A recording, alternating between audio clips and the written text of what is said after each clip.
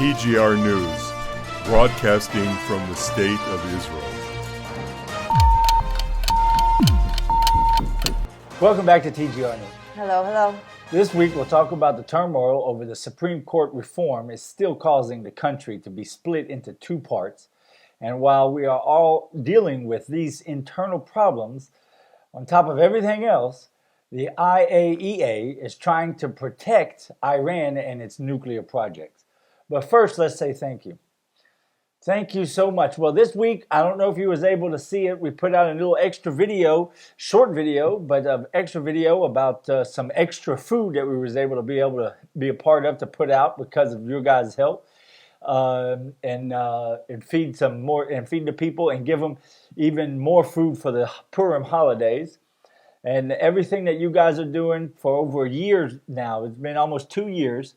I think I don't remember the timeline. It feels like it's been almost 2 years, and you guys have been there all through this, watching us slowly grow, and we'll continue to grow, feeding these precious people every single week, giving them food, showing up at the door, giving them food from the wonderful love from the believers community. It's just a wonderful thing to be a part of. It's a blessing. It's just such an amazing thing. When God told me to do this, it was so clear that this is what He wanted me to do. I had no idea what it would turn into. I just thought it would be feeding people, but it's much more than just the food. It's spiritual, and it's wonderful, and it's great. It really is something special.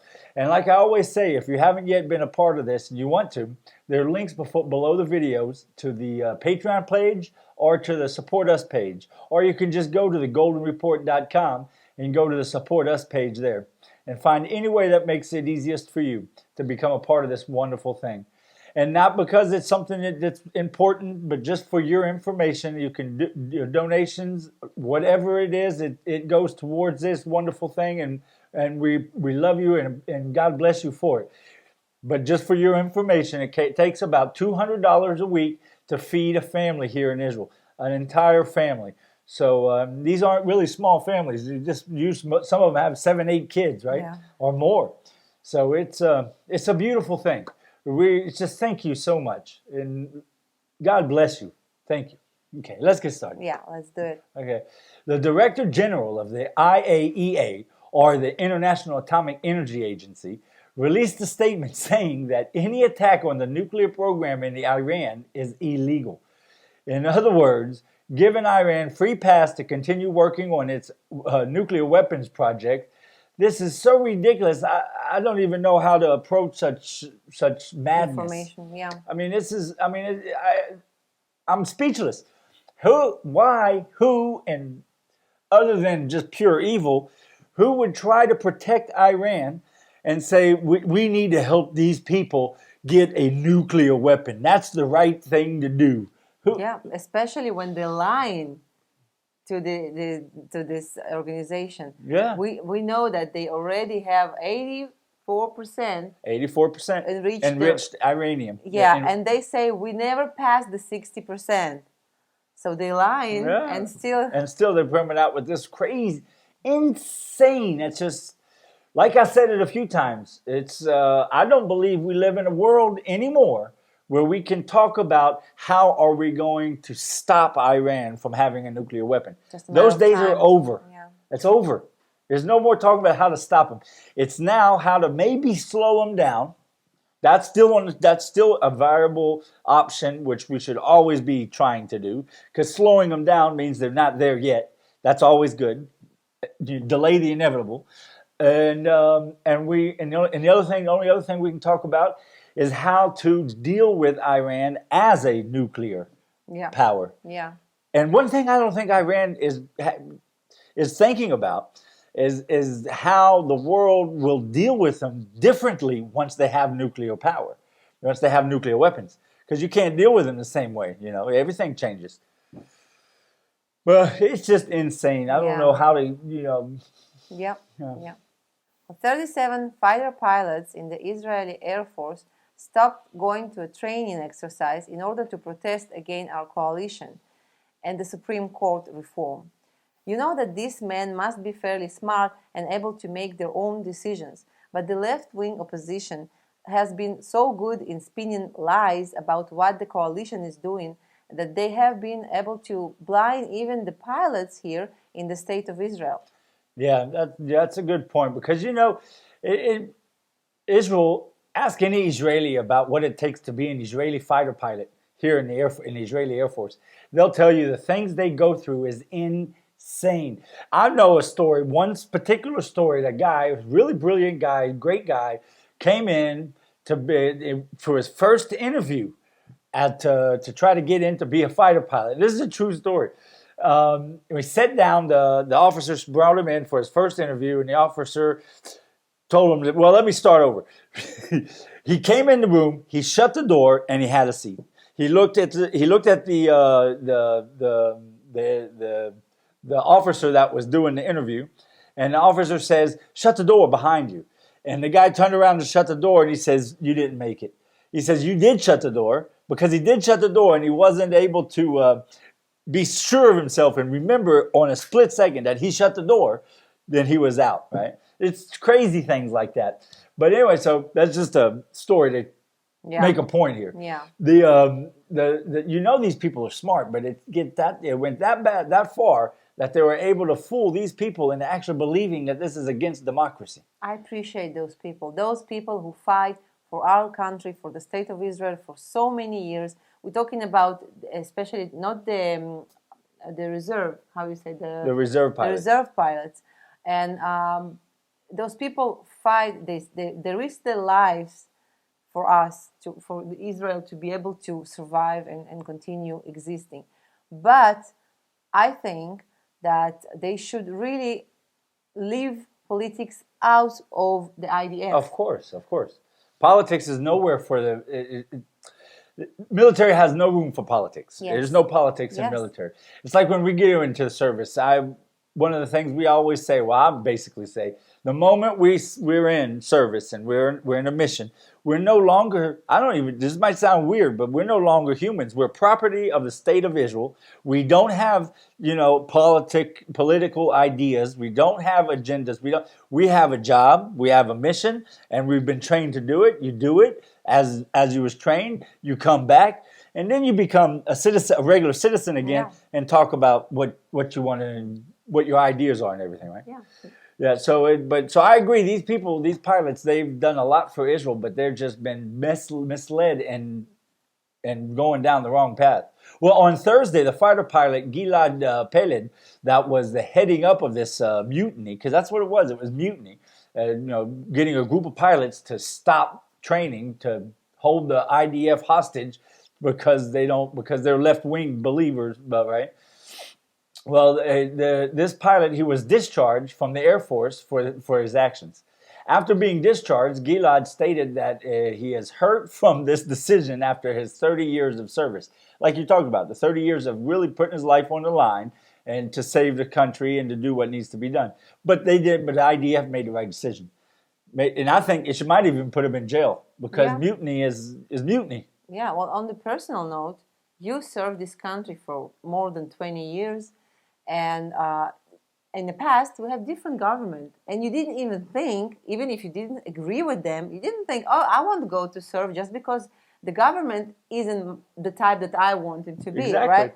Because the country's bigger than a person, for sure, bigger than a job, bigger than all that. And not just very long ago, but just this last government. It's the first time, when you're the government, the coalition is the boss of the IDF, right? The Prime Minister and the coalition, that's your boss, right? That's the big boss. Yeah.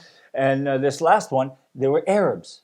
Yes. And I had made a few statements about it at home, but not in the Army, that, this is the first time the IDF is being run by Arabs. Yeah. In the coalition, right? Yeah. But, and you still went on, and you did your service. Absolutely. As good, because if you don't go, it's about our survival. Yeah, it's about your family survival and other families that still exist because of people like you and people like others that serve our country. Yeah.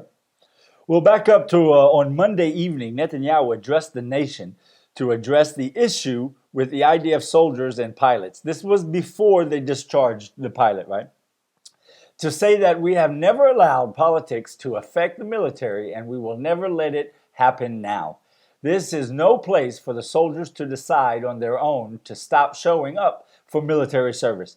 Anyone who does this will have to deal with the punishment that is appropriate for such actions. Now, that was Netanyahu's statement before they discharged. It was 4 days before they discharged the pilot, which was the right thing to do. Yeah. Yeah, it was calm, cool, collective.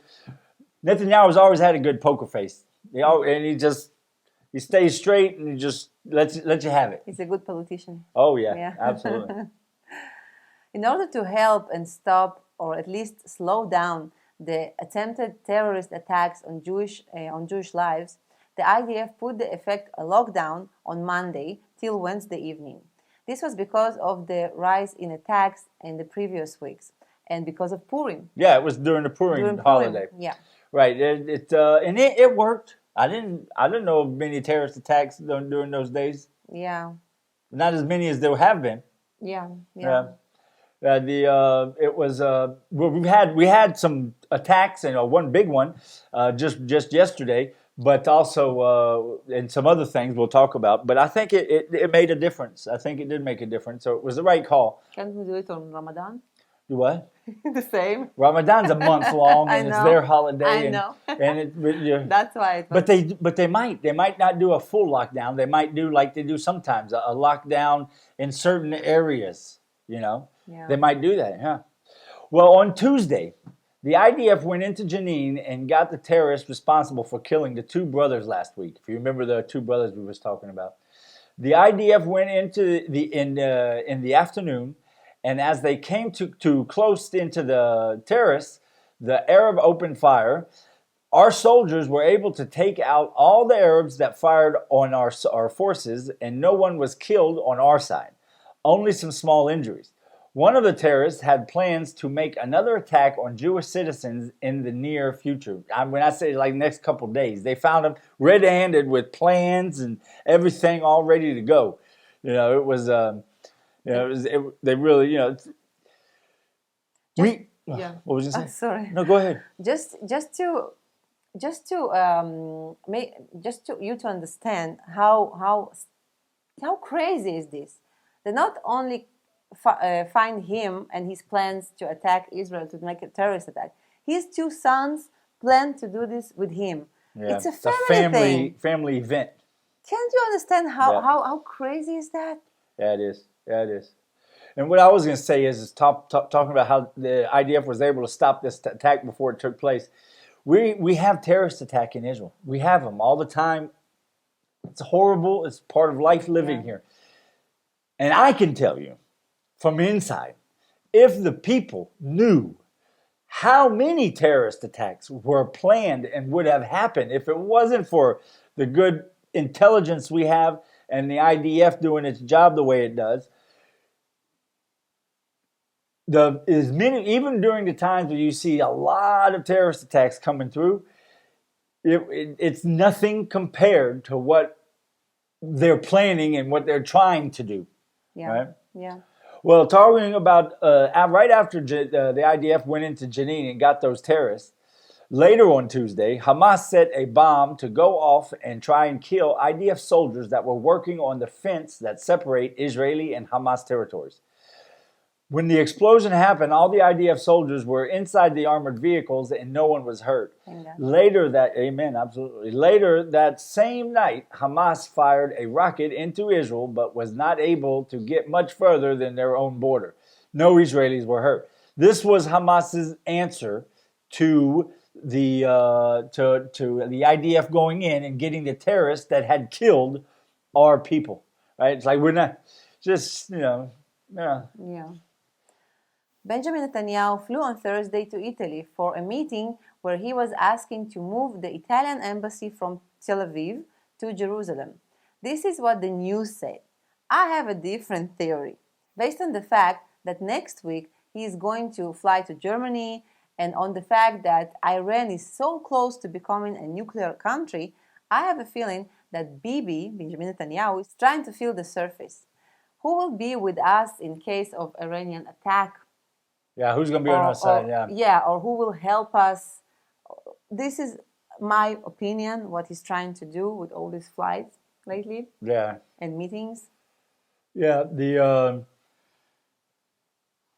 yeah, it's very good. It could very well be that, because one thing is that meeting he went to in Italy is one meeting officially, but he's ended up being there for 2.5, almost 3 days. Supposed to be. Things might have changed, but so that makes it sound like you're probably right. There's something else going on that we don't know, and that makes sense. That makes a lot of sense. So I wouldn't argue that a bit. But during the flight, when he was supposed to go on Thursday, is the protesters that we've been having against this Supreme Court reform been going crazy and just getting worse and worse. What's happening here in Israel? How far we've been splitting apart. Yeah. They even tried to block the roads that would bring Bibi to be able to fly and do his job. Right? It's just insane. How can people have that? Feel like they have that kind of power where they can stop the prime minister from doing his job and flying to Italy and to have important meetings, with leaders of other countries. It's just ridiculous. But what the security forces ended up doing is they just tricked him, let him think that he was driving, and they flew him in by helicopter over top of the craziness, and then he flew out to his meeting. He was in a synagogue in a museum in Rome, the Jewish museum in Rome, and then that's when he was giving a speech. During the time he was there giving his speech on yesterday, at Thursday night, a few minutes after 9, during the protests of the people in Tel Aviv, an Arab made a terrorist attack and shot 3 people on the street of Dizengoff in Tel Aviv. The terrorist was killed, but he was able to injure 3 Jewish citizens, and it looks like 2 of them are fighting for their lives and without much hope of coming through. It's by the time you see this, it could be this video. By the time I edit it and put it up and post it, and you guys see it, it looks like they're probably going to 2 deaths and 1 injured. Pray to God that no, yeah, absolutely. And so Benjamin Netanyahu got the news of this terrorist attack while he was in his meeting. So it might change some things over this weekend of when he actually ends up coming back. Yeah. So maybe yes, maybe no. And we was just talking about this. I have split feelings about it. On one hand, maybe he should come back because his citizens have been killed by a terrorist attack. But on the other hand, why should we let terrorists change anything? Routine. Yeah, that's their number one goal. Change what stop us from doing what we need to do, or number one, make us live in fear, not even leaving our homes or something, right? Yeah. And so it's like maybe it's best that he doesn't cut it short, but you never know. You never know. Yeah. If you're afraid of terror, we won't go to the old city and put your prayer request in the wall. Yeah. We won't go to Tel Aviv. We won't take our kids there. It's just living in fear is not good. You have to continue. Yes, absolutely. It's a good point. The prayer request you guys all the time are bringing in, so wonderful, by the way, to be able to do that for you guys. But the prayer request, right there where we have to go, right, 50 feet outside that one spot right there, we're just last couple of weeks, 3 or 4 terrorist attacks happened. The ones that we talked about right outside of the old city by the city of David. The ones that happened a couple of weeks ago and 2 weeks ago and 3 weeks ago.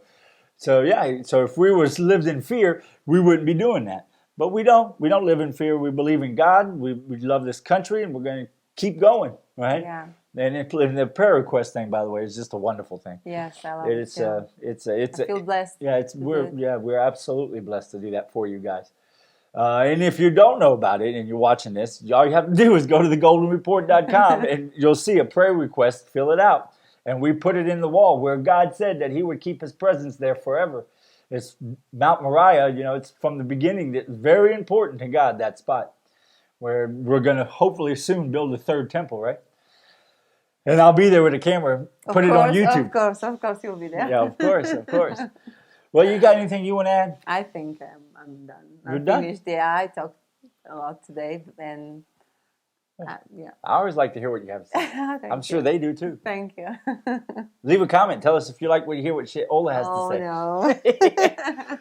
But anyway, so yeah, it was a week full of protesters and all the other stuff that we have to deal with, and with Iran and terrorist attacks, and another regular week in Israel. Yep. Don't forget to join us on thegoldenreport.com. And until next week, Shabbat shalom.